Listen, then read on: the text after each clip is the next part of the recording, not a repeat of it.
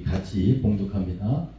주의 사자가 빌립에게 말하여 이르되 일어나서 남쪽으로 향하여 예루살렘에서 가사로 내려가는 길까지 가라 하니 그 길은 아니라 일어나 가서 보니 에디오피아 사람 곧 에디오피아 여왕 간다게의 모든 국고를 맡은 관리인 네시가 예배하러 예루살렘에 왔다가 돌아가는데 수레를 타고 선지자 이사야의 글을 읽더라.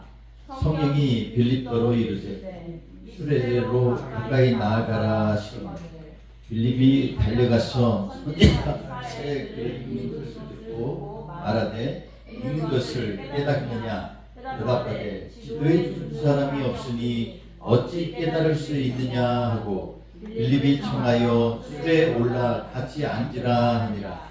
읽는 성경 구절은 이것이니 읽었을 때 그가 2살짜리에게로 가는 양과 같이 끌려갔고 혈감은 자 앞에 있는 어린 양이 조용함과 같이 그의 입을 열지 아니하였도다. 그가 굴욕을 당했을 때 공정한 재판도 받지 못하였으니 누가 그의 세대를 말하리요. 그의 생명이 땅에서 빼앗김이로다 하였거늘 그 내시가 빌립에게 말하되 청컨대 내가 묻노니 선지자가 이 말한 것이 누구를 가리킴이냐 자기를 가리킴이냐 타인을 가리킴이냐. 빌립이 입을 열어 이 글에서 시작하여 예수를 가르쳐 복음을 전하니 길 가다가 물 있는 곳에 이르러 그 내시가 말하되 보라 물이 있으니 내가 세례를 받음에 무슨 거리낌이 있느냐. 이에 명하여 수레를 멈추고 빌립과 네시가 둘 다 물에 내려가 빌립이 세례를 베풀고 둘이 못해서 올라올세 주의 영이 빌립을 이끌어 간지라. 네시는 이국의 길을 가므로 그를 다시 보지 못하니라. 아멘. 우리는 왜 복음을 전파해야 하는가 라는 제목으로 하나님의 말씀을 나누려고 합니다. 이번 주부터는 부활주일 전까지 사순절 특별 메시지를 좀 같이 나누려고 합니다. 그래서 말씀을 통해서 이 사순절을 갈 때 순이란 말은 열이라는 숫자예요. 그래서 부활절 전에 40일 전에 예수님의 그 당한 고난을 기념하면서 이렇게 절기를 지키는 그러한 절기가 바로 사순절입니다. 오늘은 우리가 같이 이 말씀을 나누면서 복음이 무엇인지 또 왜 우리는 복음을 전파해야 되는지 원론적인 얘기 같지만 정말 중요한 말씀이기 때문에 같이 하나님의 말씀을 나누고자 합니다. 오늘 본문 말씀에 보면 네시가 한 명이 나와요. 근데 오늘 내용은 그렇습니다. 이 네시가 예루살렘에서 예배드리고 갔다가 제사를 드리고 이제 돌아오는 길인데 돌아오는 길에 성경에서 말씀하기를 너희가 이 이해를 하려면 입으로 크게 입으로 크게 봉독해서 읽으라 이런 말씀을 있습니다. 그러니까 입으로 크게 봉독하여 읽음으로 말미암아 이 율법을 지키기 위해서 이 내시는 아마 성경을 읽었던 것 같아요. 근데 이 성경을 읽고 있는데 그 전에 바로 이 빌립이라고 하는 이 초대교회의 7 집사님 중에 한 분이죠. 빌립이 사도 빌립도 있고 또 집사님 빌립도 있습니다. 근데 이 집사님 빌립은 성도들이 같이 사도들이 같이 기도하면서 그 중에서 정말 믿음을 이 본이 될 만하고 그리고 성령이 충만하고 지혜가 있는 사람들을 7을 뽑아서 교회를 섬기도록 이렇게 한 집사님입니다. 우리 교회 집사님들처럼 이 빌립 집사도 아주 열정적이고 뜨거웠던 사람인 것 같아요. 그리고 헌신적인 사람이었습니다. 그런데 지금 우리 사도행전 8장을 보면 계속 복음이 전파되는 과정을 기록되어 있는데 그 중에 오늘 특별히 빌립에 관한 얘기를 하면서 이 빌립이 이 어느 날 성령이 그를 이끄셔서 지금 광야로 이끄셔서 광야로 가라 이렇게 말씀하고 있습니다.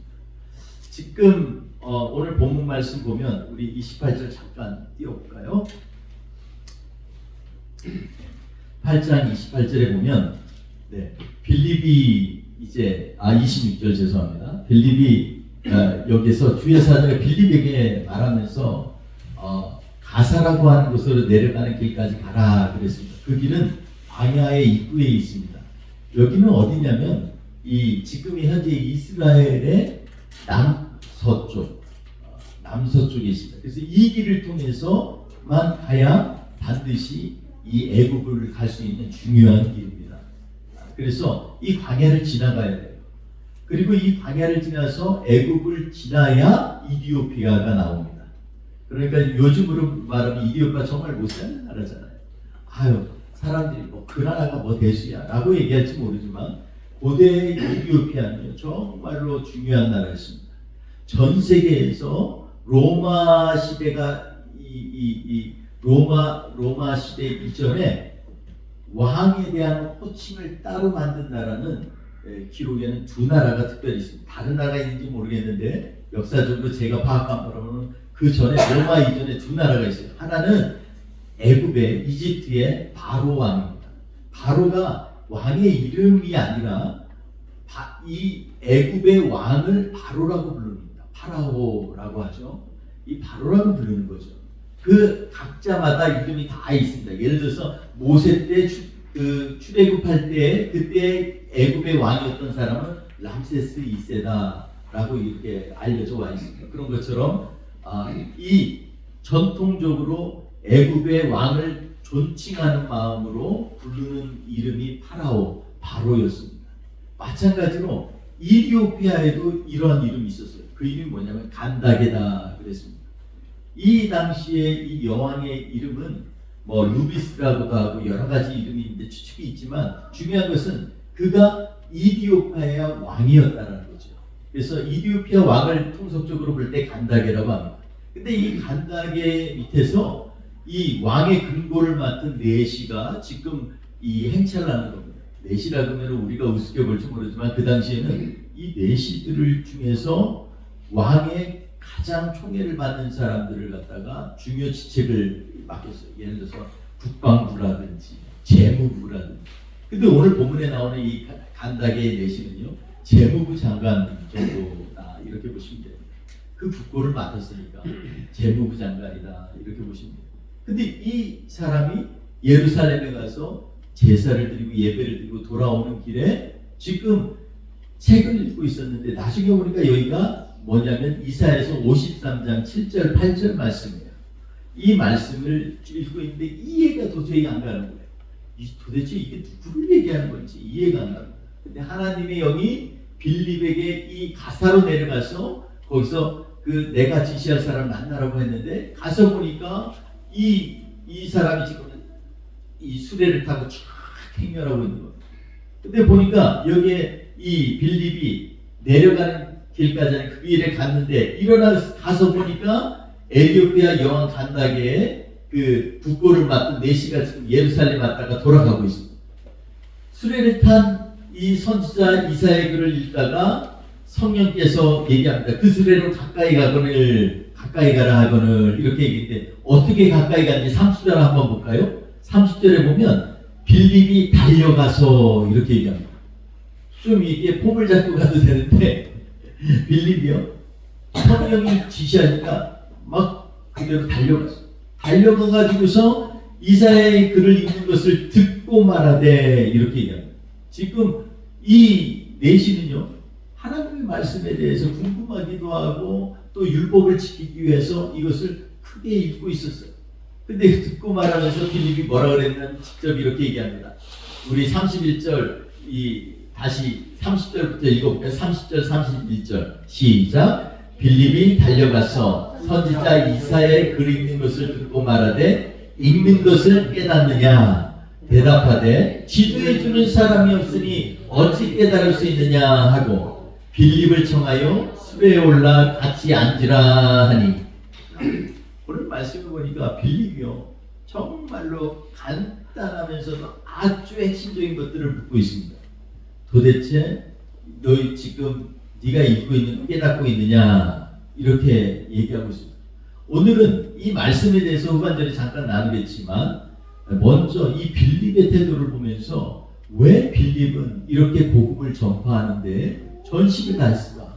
그리고 그 사람이 갖고 있는 마음가짐은 어땠을까에 대해서 같이 먼저 나누려고 합니다. 이 내시가 결국 나중에는 세례를 받고 그리고 호련히 빌립을 성령이 데려갔는데 그거에 대해서 뭐 놀랐다 까무러쳤다 이런 얘기 없고 뭐라고 하냐면 기쁘게 돌아가니라 이렇게 얘기합니다. 그 얘기 뭐냐면 그 예수 그리스도를 받고 나니까 이게 다 이해가 되는 거예요. 성령께서 그를 이끌어 가시는 거. 야, 나에게 이런 귀한 복음을 전하려고 했나? 내가 그 정도인가? 내가 무엇이라고? 아마 감격했을 것 같아요. 저는 오늘 본문 말씀 가운데서 몇 가지 우리가 포인트를 나눴으면 좋겠습니다. 첫째로는 우리가 한 영혼의 가치를 아는 사람이 되자라는 것입니다. 이 마가복음 8장 36절에 보면 사람이 만일 온 천하를 얻고도 제 목숨을 잃으면 무엇이 유익하려 이렇게 말씀하고 있습니다. 그러니까 한 영혼에 집중하지 않는 사람은요 온 천하를 얻어도 유익이 없습니다. 우리가 한 사람 한 사람 우리가 대하는 사람을 진정성 있게 대한다는 것 이것은요 하나님의 마음 아니면 결코 그런 마음을 가질 수가 없어요. 하나님의 사람들은요 이 진정성을 가지고서 한 영혼 한 영혼을 대합니다. 그리고 한 영혼 영혼이 귀한 것을 내가 깨닫게 되어질 때야 그때서야 비로소 성령께서 우리에게 행하신 일들을 알게 되고 성령의 능력이 임하는 것을 보게 됩니다. 여러분 미국이 왜 지금 이렇게 강대국이 됐을까? 어느 날 불현히 제가 이 생각이 들었어요. 미국이 왜 강대국이 됐을까? 저는요 미국의 다른 점은 뭐 여러 가지 조건 제도도 있고 다 중요하죠. 그런데 미국은요 자기 나라 시민 한 사람이 문제가 생겨도요 정말 전력을 다해서 온 힘을 다해서 구출해내기도 하고 어려움에 빠진 사람을 갖다 건져내기도 합니다. 우리 잘 알던 형제가 한 번은 선교여행을 갔는데 가가지고서 여권을 분실했어요. 그래가지고서 뭐 어려움이 있었는데 그리고 이 돈도 다 분실하고 무조건 미국 대사관을 같은 거예요. 미국 시민이라고. 근데 거기서 확인하고 나서요 대사관 걱정하지 마. 걱정하지 마. 우리가 하게. 그러면서 하루 만에 임시 여권 발행해주고요. 차비까지 주고 잘 가라고 블레싱 해주고 이렇게 선교하러 와서 고맙다고 이렇게 얘기를 해요. 역시 그걸 보면서 미국은 미국이다 이랬다는 얘기를 들었습니다. 저는 미국의 정치의 저변에는요 하나님의 마음이 깔려 있습니다. 여러분 독립선언문 한번 보세요. 그것을 갖다가 보면은요 하나님의 마음이 줄줄이 기억되어져 있어요. 그래서 미국 대통령은 처음에 대통령이 되면서부터 성경에 손을 얹고 자기의 마음을 다해서 하나님 앞에 맹세하면서 시작하는 겁니다. 그런데 저는 이 핵심이 뭐냐면 성경에서 말하는 한 영혼에 대한 그런 마음입니다. 여러분 내가 가족을 사랑하는 것, 내가 교회를 사랑하는 것, 내가 이웃을 사랑하는 것은요 이 한 영혼에 대한 뜨거운 가치가 없으면요 그 안에 깊은 사랑이 흘러갈 수가 없어요. 하나님이 얼마나 사랑하시는지를 알아야 이게 가능합니다. 빌립은요 바로 이 갑자기 광야까지 내려가요. 지금 그는 사마리아에서 그 전설을 보니까 사마리아에서 활동하고 있었어요. 그런데 사마리아에서 남서쪽으로 쭉 가가지고 가슴까지 내려가요. 얼마나 짜증나고 덥고 하겠어요. 근데 처음에는요 성령이 바람같이 확 이끈 게 아니라 자기가 직접 걸어갔어요. 명령에 대해서 직접 걸어갔어요. 한 영혼의 이 사랑하는 마음이 있으면 자발적으로 발렌티얼이 하나님의 일을 위해서 나아가는 그러한 모습이 보여집니다. 하나님을 사랑하면요 내 일보다 하나님의 일이 더 눈에 확 들어와요. 내 일 가운데에도 하나님의 일들이 더 돋보여져요. 내 상황 가운데에도 하나님이 어떻게 행하시는 거에 대해서 더 기대하게 됩니다. 여러분 만약에 우리 안에 그런 마음이 없다면요 우리가 다시 한번 하나님 앞에 회개해야 됩니다. 한 영혼에 대한 뜨거운 사랑이 있을 때 그때 하나님의 성령은 역사하게 되십니다. 그러니까 우리는 한 영혼이 얼마나 중요한지를 깨달아야 돼요. 이 한 영혼을 찾기 위해서 얼마나 우리가 기도하고 있는지 점검해 봐야 될 줄 압니다. 두 번째는요 하나님 앞에서 구별하는 인생입니다. 나는 하나님의 사람이다 라는 것을 늘 잊지 않아야 합니다.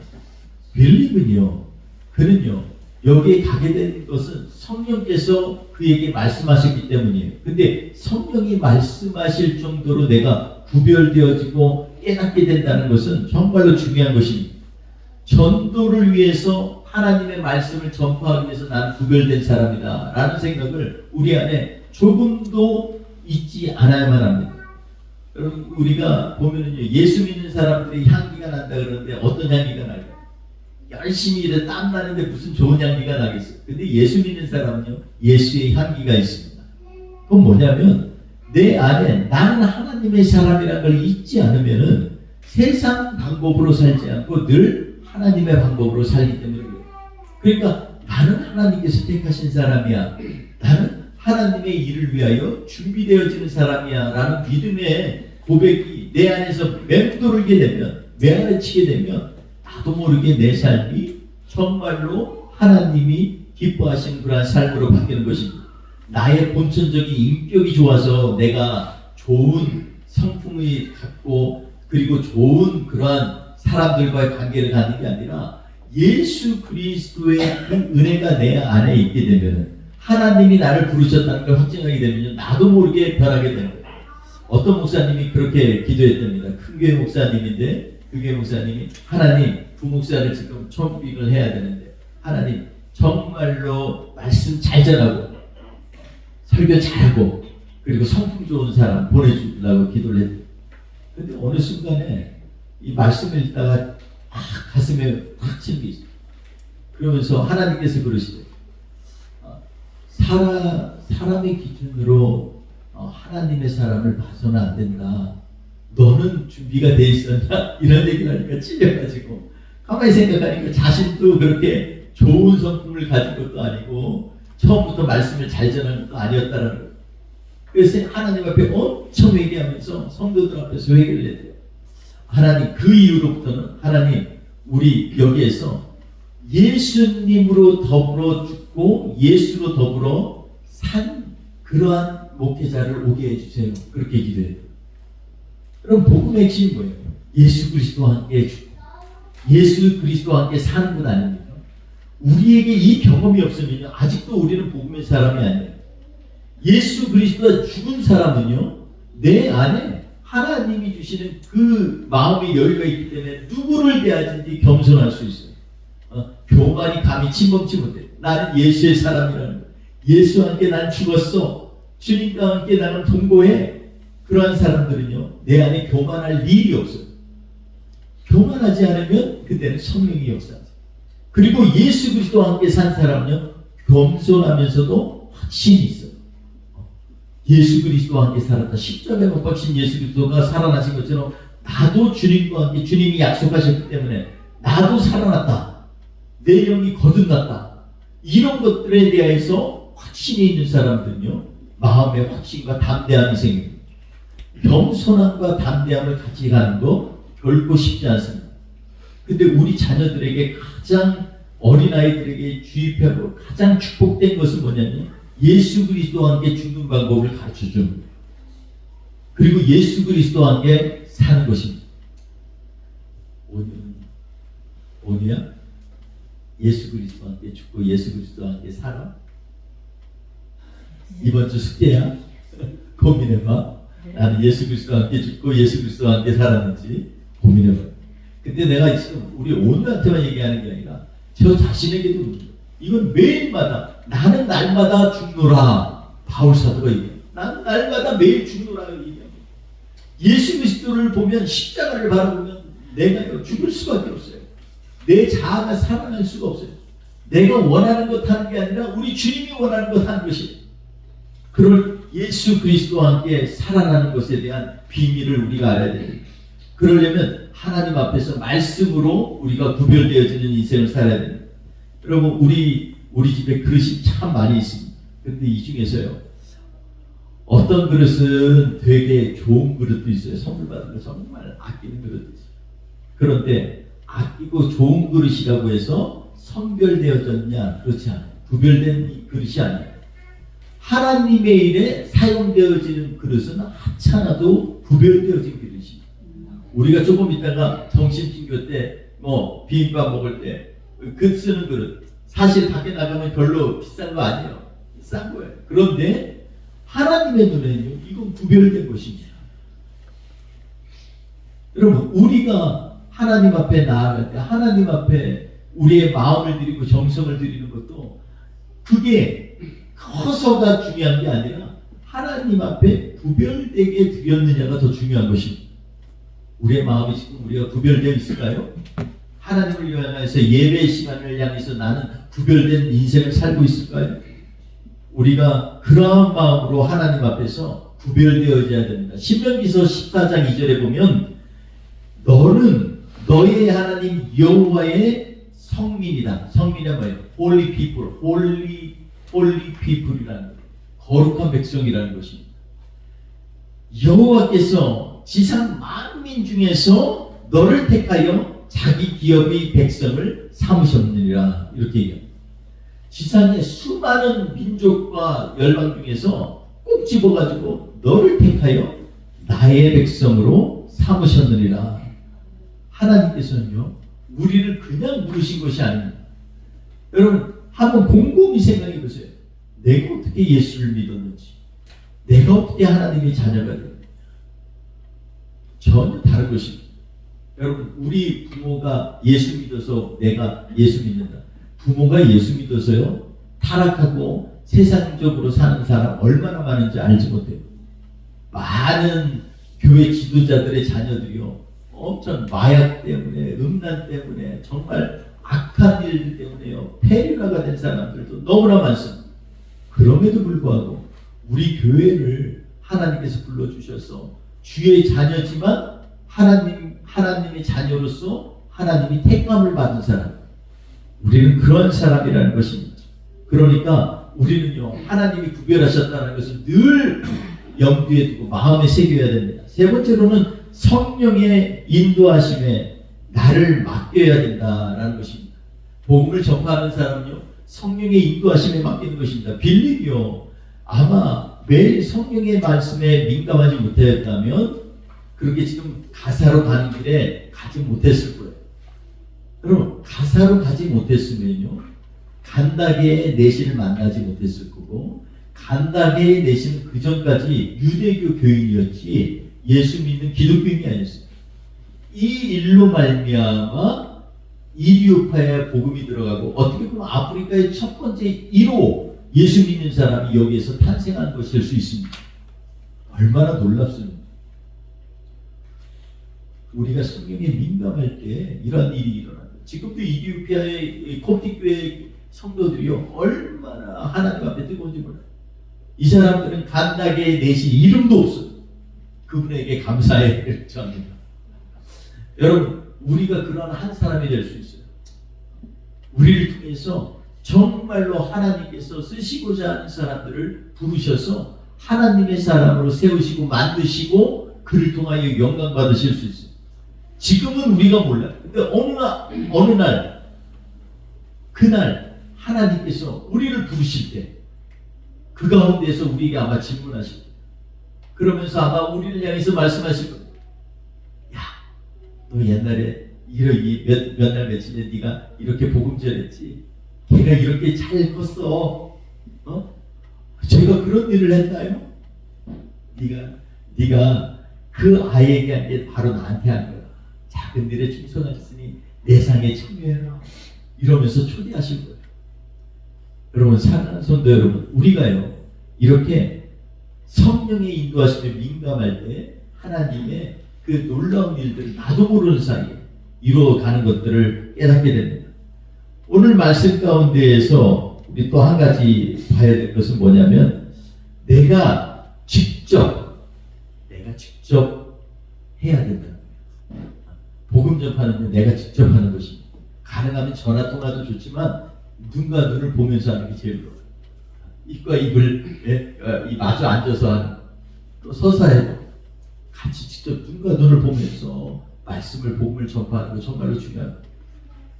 인생이 있어서 나중에 주님 앞에 섰는데 주님을 한 번도 자랑하지 못하고 전파하지 못한 인생이라면 얼마나 불쌍하겠어요.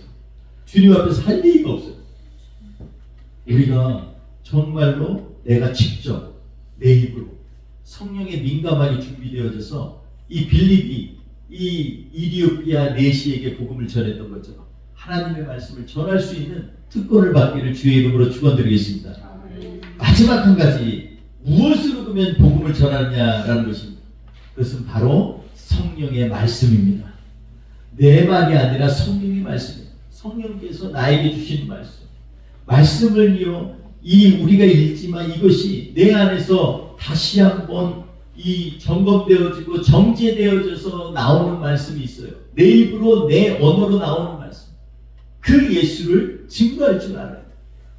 그럴 때 하나님께서는 우리를 통해서 놀라운 일들을 이루십니다. 32, 33절에 보면은요, 여기에 간다게가 얘기하는 게 있죠. 내가 이거 도대체 도살장에 그가 이 끌려가는 양과 같이 끌려가고 털 깎는 자 앞에 어린 양과 조용감 같이 그가 이 입을 열지 않아야 했었다. 33절 굴욕당했을 때 공정한 재판도 받지 못하였다. 누가 그의 세대를 말하리요. 그의 생명이 땅에서 빼앗기미로다 하시니라. 이 말씀이 도대체 무슨 얘기냐? 이렇게 지금 내시가 물었을 때 이 말씀을 얘기하면서 이 말씀이 누구를 얘기하는 건지를 빌립이 잘 설명을 했습니다. 여러분, 이 말씀은요, 정말로 예수 그리스도의 삶의 형태를 그대로 적나라하게 보여줍니다. 공정하게 평가를 받는 것이 아닙니다. 그는요, 너무나 억울한 일을 당하였고, 그리고 그의 32, 33절에 보면 정말 하나님 앞에서 억울해도 그렇게 억울할 수가 없어요. 양과 같이 끌려갔어요. 양이 보통 소리쳐봐도 아주 간절한 소리가 맞자 음에 한마디밖에 없어요. 뭐 하는 말이 없어요. 그것도 귀에도 잘 안 들려요. 양과 같이 끌려갔어요.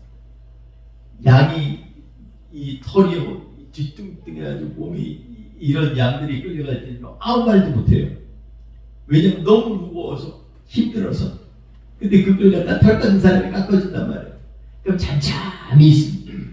이렇게 억울한 일을 당했는데 이렇게 잠잠히 지금 끌려가는 예수님을 표현하고 있어요. 그러면서 그는 굴욕을 당하고 공정한 재판도 받지 못했다고 그랬어요. 여러분, 우리 성경 복음서를 읽어보면요, 예수님이 끌려갈 때가 어느 저녁이에요. 새벽까지 고초를 받으셨어요. 사실 공예는요, 낮에만 열려야 됩니다. 특히 살인자를 정죄하는 거죠. 이 살인죄로 정죄하는 이 사형을 언도하는 거요. 공예는 반드시 낮에 이루어져요. 공예가 저녁에 이루어지는 것은 이거는 이상한 일입니다. 절대 일어나서는 안 되는 일이에요. 그런데 예수님을 이 사형시키려고 하니까 사람들이 안 보이는 새벽에 밤늦게 예수님을 잡아다가 그리고 그를 갖다가 매질하고 그리고 그를 갖다가 정죄하는 그러한 일들을 이 밤에 이루었다는 거예요. 이건 공정하지 않은 거예요. 너무나 이거는 아예 죽이기로 작정하면서 사람들이 그를 갖다가 이 붙잡아서 그리고 심판대에 올려놓은 것입니다. 여러분, 이렇게 공정하지도 않고 억울하고 죄도 없는데 정말 죄인이라 그러고 그리고 하나님을 갖다가 참나하게 말했다고 신선모욕이라 그러고 온갖 죄를 다 지금 덧붙여서 예수님을 모함하는 사건을 우리는 알 수 있습니다. 여러분, 여기 보니까 간다게 내시가 이렇게 묻습니다. 이게 이 말을 하는 이사야 선지자냐 아니면 또 다른 선지자를 얘기하느냐, 이 얘기를 그 누구를 얘기하느냐라고 할 때 보면 이 유대교 전통에 의하면요, 이사야는요 이 므낫세라는 왕에게 톱으로 키어서 죽임을 당했어요. 이사야가. 그러니까 이 전통을 듣고서 아마 이 내시가 그렇게 얘기한 것 같아요. 이게 이사야를 얘기하는 거예요? 아니면 그 밖에 누구를 얘기하는 거냐? 그랬더니 이거에 대해서 지금 자세히 설명하는 것을 우리 빌립이 설명을 하고 그것을 듣고서 그가 받아들였기 때문에 같이 세례를 받겠다 이렇게 얘기를 하는 겁니다. 여러분, 오늘 말씀 가운데에서 저는 우리가 빌립이 복음을 전한 그 효과도 대단하지만 복음을 전해야 될 이유는요, 빌립 안에서 하나님의 이 놀라운 비밀을 발견했기 때문에, 예수를 확실히 알았기 때문에 이게 가능한 것입니다. 우리 안에 예수 그리스도를 확실히 알지 못하면 우리가 어떻게 복음을 전할 수 있겠어요? 그리고 그 예수의 은혜가 그 안에 너무나 매일매일 삶 속에서 있기 때문에 성령에 민감해서 성령의 음성을 들을 수가 있었습니다. 오늘도 역사하시는 성령님을 의지하면서 오늘도 우리의 삶 가운데 우리를 향해서 성령님이 아마 우리를 향해 여러 가지 말씀을 하실 수 있습니다. 근데 그 말씀을 듣는 사람은요, 성령의 음성에 민감해야만 해요. 그러려면 하나님의 말씀에 대해서 늘 깨어 있어서 그 말씀이 내 안에서 묵상이 되어질 때에만 성령의 음성이 들리기 시작합니다.